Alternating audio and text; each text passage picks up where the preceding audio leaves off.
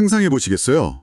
여러분이 지금 법정에 서 있다고 한번 생각을 해보죠. 네, 여러분은 지금 자신에게 씌워진 모든 혐의를 벗겨낼 아주 완벽한 변론서를 작성해서 손에 쥐고 있습니다. 댓글 하나 없이 논리적이고 빈틈이 없는 상태인 거죠. 도덕적으로도 법적으로도 완벽한 상태라는 거네요. 그렇죠. 그런데 법정에 그 거대한 문이 열리더니 판사석에 앉기 위해 들어오는 존재가 사람이 아닙니다. 시속 250km로 휘몰아치는 최고 등급의 초대형 허리케인이 법정 한가운데로 진입하는 거예요. 와, 상상만 해도 끔찍하네요. 그러니까요.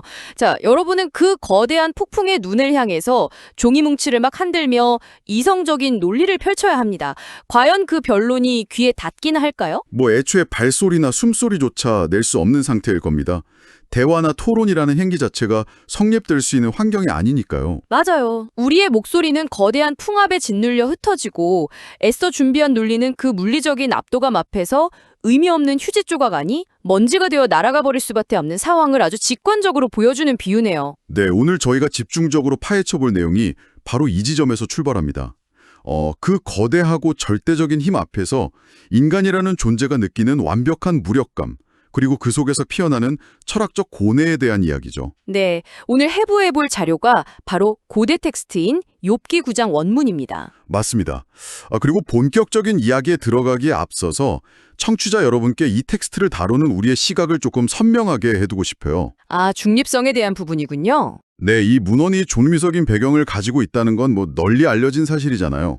하지만 오늘 우리의 목적은 특정 종교의 신학적 관점을 지지하거나 반대하려는 것이 절대 아닙니다. 네, 우리는 오직 제공된 원문 텍스트에 담긴 사상과 강렬한 은유들을 문학적, 철학적 관점에서 객관적으로 전달하고 또 탐구할 겁니다. 그렇습니다. 여러분의 인생에서 도저히 통제할 수 없는 거대한 장벽이나 아무리 노력해도 이길 수 없는 불합리한 시스템에 부딪혔을 때의 답답함을 떠올려 보세요. 오늘 텍스트는 바로 그 감정의 정수를 보여줍니다. 우리가 통제할 수 없는 폭풍 같은 현실을 마주했을 때 인간의 내면이 어떻게 무너지고 또 어떻게 항변하는지 그 과정을 따라가 보는 거죠. 살면서 누구나 한 번쯤은 거대한 벽에 부딪히는 경험을 하니까요. 도무지 개인의 힘으로는 바꿀 수 없는 부조리한 사회 시스템일 수도 있고 갑작스럽게 닥친 병마나 자연재해일 수도 있죠. 맞아요. 이 텍스트에 등장하는 주인공 욥은 단순히 개인적인 불행을 넘어 우주적인 스케일의 풍력적인 힘 앞에 내던져진 인간의 표상입니다. 그가 쏟아내는 은유들은 수천 년의 시간을 뛰어넘어 현대인들이 느끼는 시스템 앞에서의 답잡함을 아주 날카롭게 묘사하고 있습니다. 방금 말씀하신 그 우주적인 스케일이라는 게 텍스트 초반부 1절에서 13절에 걸쳐 아주 노골적으로 드러나거든요. 욥은 자신을 짓누고는 이 절대적인 힘을 묘사하면서 산을 무너뜨리고 땅의 기둥을 뒤흔들며 해조차 떼지 못하게 막는 존재라고 말합니다. 네, 밤하늘을 올려다보며 북두성, 오리온자리, 플레이아데스 같은 거대한 별자리들을 창조한 힘을 언급하죠. 심지어 고대 근동 신화에서 가장 두려운 혼돈의 바다 괴물로 여겨지던 라합과 그를 돕는 자들조차 이 힘 앞에서는 엎드려 굴복할 수밖에 없다고 묘사합니다. 제가 처음에 허리케인의 비유를 들었지만 정말로 지진이나 우주의 블랙홀을 상대로 대질신문을 하려는 상황인 거잖아요? 아주 정확한 비유입니다. 3절에 보면 참마디에 한마디도 대답하지 못하리라는 한탄이 나오는데 이건 인간의 지식이 부족해서가 아닙니다. 그럼 존재의 크기 차이에서 오는 압도적인 침묵 같은 건가요? 바로 그겁니다. 그 침묵의 본질을 파악하는 것이 매우 중요한데요. 이 힘이 주는 공포는 단순히 크기가 거대하다는 데서 오지 않습니다. 인간의 가장 근원적인 공포는 이해할 수 없음에서 비롯되거든요. 아, 이해할 수 없으며? 인간의 뇌는 끊임없이 인과관계를 찾으려 합니다. 어떤 위협이 닥쳐도 왜 이런 일이 일어났고 어떻게 작동하는지 그 원리만 알면 피하든 순응하든 대책을 세울 수 있으니까요. 그렇죠. 이유를 알면 대비할 수 있죠. 그런데 11절을 보면 욥이 이렇게 말합니다. 그가 내 앞으로 지나시나 내가 보지 못하며 그가 내 앞에서 나아가시나 내가 깨닫지 못하느니라고요. 와, 저는 이 구절을 읽으면서 진짜 숨이 턱 막히더라고요. 나를 파괴할 수 있는 힘이 내 눈앞을 스쳐 지나가는데 내 감각기관으로는 그것을 감지조차 할 수 없다는 거잖아요. 네, 이 대목은 상대방이 보이지 않는 존재라는 단순한 뜻을 넘어 인간의 인지 능력과 논리적 해석 범위를 완전히 벗어나 있다는 선언입니다. 이건 형태가 있는 괴물과 싸우는 것보다 훨씬 더 끔찍한 일인 것 같아요. 보이지 않으니 대비할 수도 도망칠 수도 없는 상태로 그저 당하고만 있어야 하는 물리적 무력감의 극치인 거죠. 그런데 제가 이 텍스트를 읽으면서 진짜로 절망스러웠던 지점은 그 다음 단계로 넘어갈 때였습니다. 법적, 도덕적 항변조차 불가능해진다는 개인적 절망의 단계 말씀이시죠? 네, 맞습니다. 물리적으로 저항할 수 없다면 적어도 정신적으로나 도덕적으로 나는 결백하다, 당신이 틀렸다, 이렇게 속으로 항변이라도 할 수 있어야 하잖아요. 그렇죠. 보통은 그렇게 스스로를 위로하죠. 그런데 욥은 그 내면의 저항선마저 스스로 무너뜨립니다.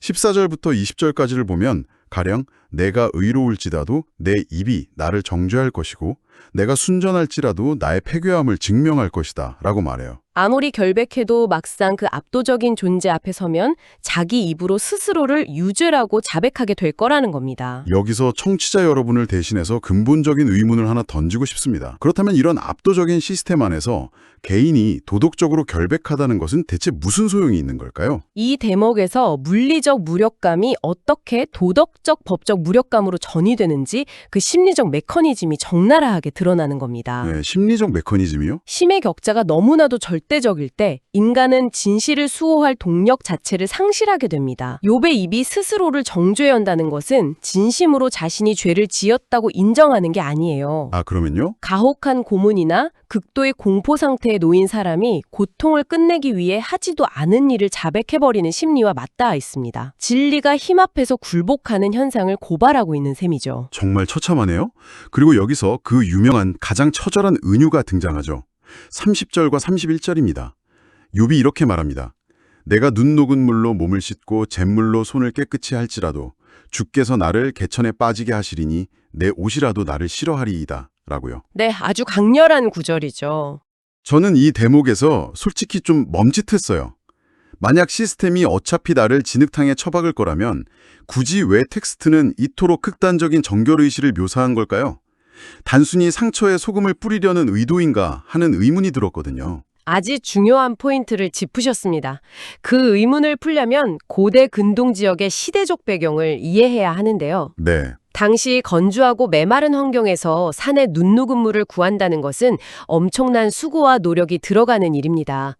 잿물 역시 식물을 태워 정제하는 복잡한 과정을 거쳐야만 얻을 수 있는 귀한 세척제였고요. 아, 구하기 쉬운 게 아니었군요. 즉, 눈 녹은 물과 잿물로 몸을 씻는다는 행위는 인간이 자신의 도덕적 결백을 증명하기 위해 쏟아부을 수 있는 최상위 수준의 뼈를 깎는 노력을 상징합니다. 최상위 수준의 노력이요? 그런데 그토록 눈물겨운 노력으로 자신을 완벽한 순백의 상태로 만들어 놓았음에도 불구하고 절대자가 손가락 하나만 튕겨 그를 악취나는 개천, 즉 진흙탕에 빠뜨려 버린다는 겁니다. 와, 그 설명을 들으니 절망감의 깊이가 완전히 다르게 다가오네요.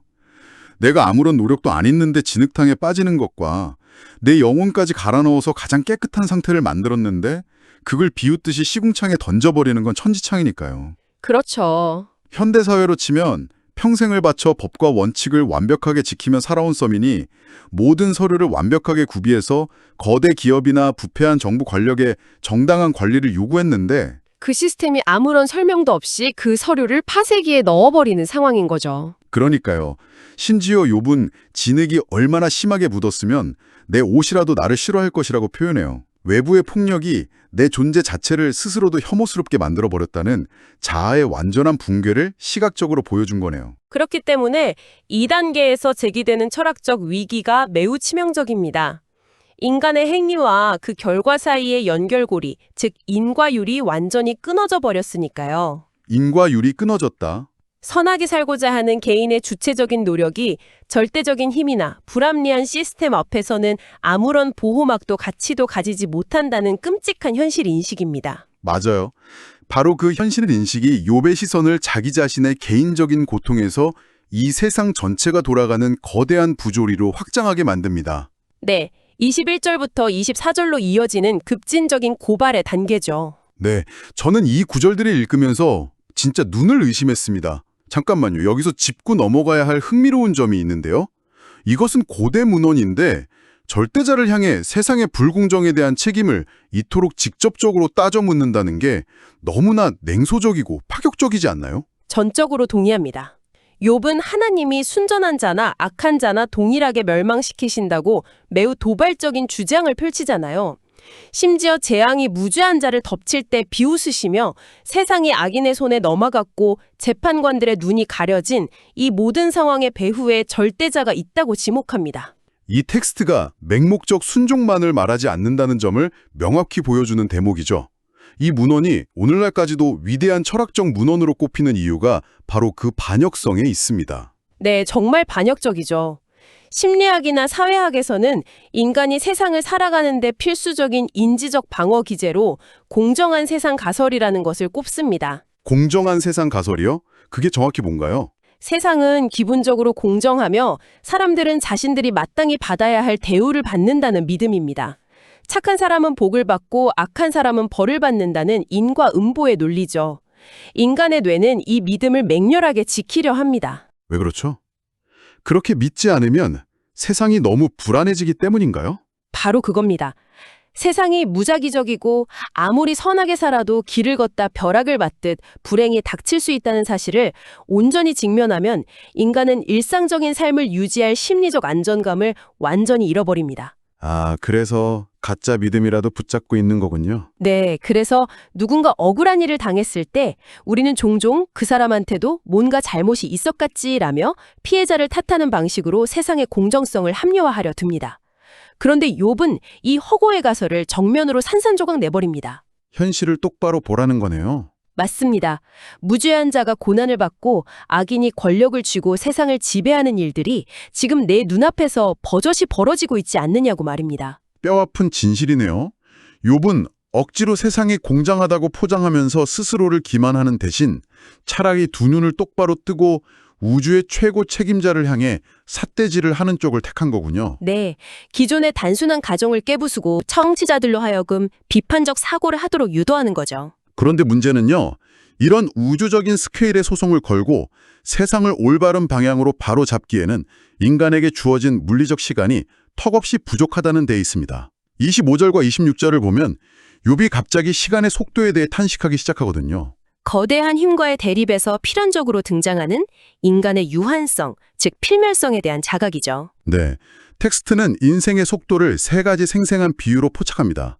자신의 날들이 소식을 전하기 위해 전력 질주하는 체부나 전령보다 빨리 달아나 버려서 복을 볼 틈이 없고 물살을 가르며 미끄러지는 빠른 배와 같으며 먹이를 향해 내리꽂히는 독수리와 같다고 묘사합니다. 정말 속도감이 확 느껴지네요. 이 비유들을 머릿속으로 그려보면 단순히 시간이 빠르다는 느낌을 넘어 어떤 폭력적이고 급강화하는 속도감이 느껴져요. 나는 아직 내 억울함의 1%도 설명하지 못했는데 재판정의 시계는 이미 끝나가고 있는 겁니다. 압도적인 힘과 하루살이처럼 사라지는 인간의 시간적 스케일이 엇갈리는군요. 맞아요. 그게 숨막히는 조바심을 만들어냅니다. 시간적 격차는 곧 권력의 격차를 의미합니다. 무한한 시간을 가진 자는 서두를 필요가 없지만 유한한 생명을 가진 자에게는 시간 자체가 폭력이 되죠. 시간 자체가 폭력이다. 네, 이렇게 공간적 스케일의 압도당함, 도덕적 정결함의 무용지물, 세상의 부조리, 그리고 시간의 유한함까지 모든 한계를 뼈저리게 깨달은 욥은 텍스트의 마지막 부분인 32절에서 35절에 이르러 마침내 하나의 절박한 결론을 갈구하게 됩니다. 그게 바로 제3의 존재에 대한 열망이군요. 맞습니다. 절대적인 불통을 해결해줄 중재자 말입니다. 32절과 33절을 읽으면서 저는 정말 깊은 탄식을 내뱉을 수밖에 없었습니다. 욥이 부르짖거든요.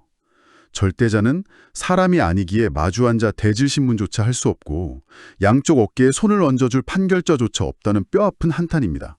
네, 영어 번역본들을 보면 이 판결자를 엄파이어나 알비터로 번역하곤 하죠. 이건 마치 상대방이 게임의 룰을 마음대로 만들고 수시로 바꾸는 상황에서 나는 정당하게 싸우려는데 경기를 공정하게 진행해줄 심판을 간절히 부르짖는 선수와 같군요. 절대자와 인간 사이에 극복할 수 없는 차이를 명확하게 보여줍니다. 그 비유가 욥이 직면한 존재론적 고립감을 정확히 짚어내고 있습니다. 중재자가 양쪽 어깨에 손을 얹는다는 행위는 매우 상징적입니다. 권력의 우위를 무효화하고 두 대상을 법이라는 저울 위에서 동등한 무게로 다루겠다는 선언이거든요. 동등하게 다루겠다. 네, 이어서 욥은 마침내 두려움, 즉 막대기가 치워져야만 나는 본래 그런 자가 아니니라 라며 나는 유죄가 아니라고 당담히 말할 수 있겠다고 합니다. 아, 두려움이 없어야만 비로소 내가 어떤 사람인지 진실을 말할 수 있다는 거군요. 폭력의 위협 아래에서는 어떤 말도 진실이 될 수 없다는 선언으로 들립니다. 맞습니다. 진정한 소통은 힘의 공포가 완벽하게 제거된 평등하고 안전한 상태에서만 가능한 철학적 통찰입니다. 상대방이 내 목숨을 앗아갈 수 있는 공포의 막대기를 들고 있는 한 인간이 내뱉는 모든 언어는 살기 위한 비굴한 변명이거나 타해에 의한 굴복일 뿐이라는 거죠. 와, 정말 오늘 이 텍스트의 통찰력이 대단하네요. 압도적 힘 앞에서의 무력감, 세상의 불조리에 대한 날카로운 고발, 그리고 손살같이 지나가는 인생 속에서 절대자와 인간 사이의 간극을 메워줄 판결자를 찾는 한 인간의 절절한 탐구를 돌아보았습니다. 수천 년 전 양피지에 기록된 한 인간의 고뇌는 오늘날 거대한 관료제, 부패한 권력, 혹은 갑작스럽게 삶을 덮친 비극 앞에서 억울함을 삼키는 모든 현대인의 자화상이기도 합니다. 청취자 여러분, 오늘 이 깊은 탐구를 통해 여러분도 일상에서 마주하는 이해할 수 없는 거대한 힘 앞에서 어떻게 스스로의 목소리를 낼 것인지 돌아볼 수 있기를 바랍니다. 네, 각자의 자리에서 많은 고민을 해보셨으면 좋겠습니다. 자, 이제 마지막으로 오늘 원문의 논의를 넘어선 새로운 생각거리를 하나 던져드리고 싶습니다. 네, 여러분이 방금 탐구한 이 고대 문헌의 주인공처럼 간절히 원하던 끝에 마침내 우주의 절대적 힘이 당신 앞에 강림해 변론의 기회를 주었다고 상상해 보십시오. 정말 기적이 일어난 상황이네요. 당신은 과연 준비했던 논리대로 두려움 없이 정당함을 주장할 수 있을까요? 아니면 그저 그 압도적인 존재감 자체에 짓눌려 영원한 침묵 속으로 빠져들게 될까요? 오늘 저희가 준비한 깊은 탐구는 여기까지입니다. 여러분의 일상 속 거대한 질문들에 오늘 이 대화가 작은 나침반이 되었기를 바랍니다.